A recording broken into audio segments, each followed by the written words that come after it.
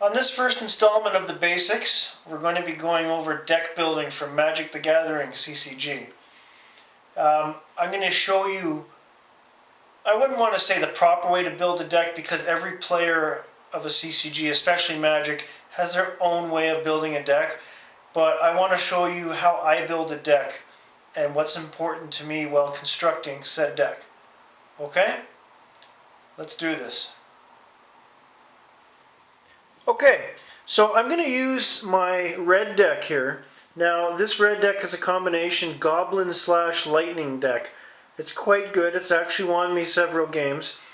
And the first thing that I need to stress is the amount of mana, also known as lands, in your deck. Now, you'll hear things from a lot of players that can go anywhere from, say, 20% to about 50% lands. In my experience, and I say this because I've been playing Magic since 1997, 35% is the sweet spot when it comes to land. If you have too little, say in 20%, by the time you do get enough land out to actually do something, it's too late, you're already dead. If you have too much land in your deck, you're not getting out other important cards you need to start getting out on the playing field. Now, this deck has maybe 10% or less of artifact cards. I'm not going to take you through every card in the deck, but artifacts are important, but even less than 10% would be sufficient, even as low as 7%, because you don't want to get it in the way of your other main cards. That being, in this particular deck, I have a good balance between sorceries, instant, creatures. I even have several wall cards. I've been asked why I have so many wall cards in certain decks. Walls actually come in handy, and they have low costs to bring them out, as do some of my goblins, hence this being a Goblin/Lightning deck. So the more cards you have that have a lower cost, you can get them out quicker.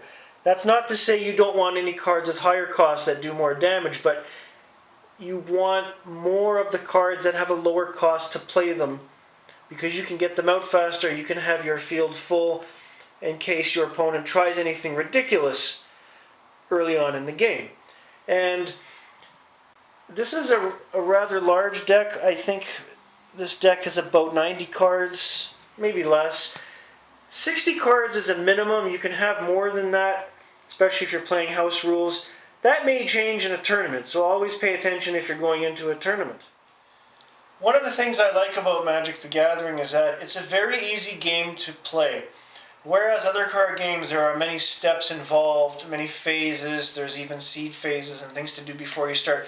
Magic is pretty much bring your deck, shuffle it, draw your cards, start playing, and there you go. It's as simple as that. But, as you can see here, I always have about 6 Magic decks made up.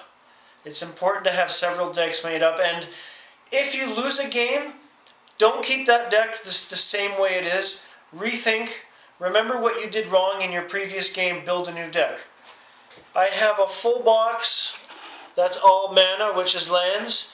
And not pictured here because of the size of my table is my main box of Magic, which is all my other cards that are not involved in the deck.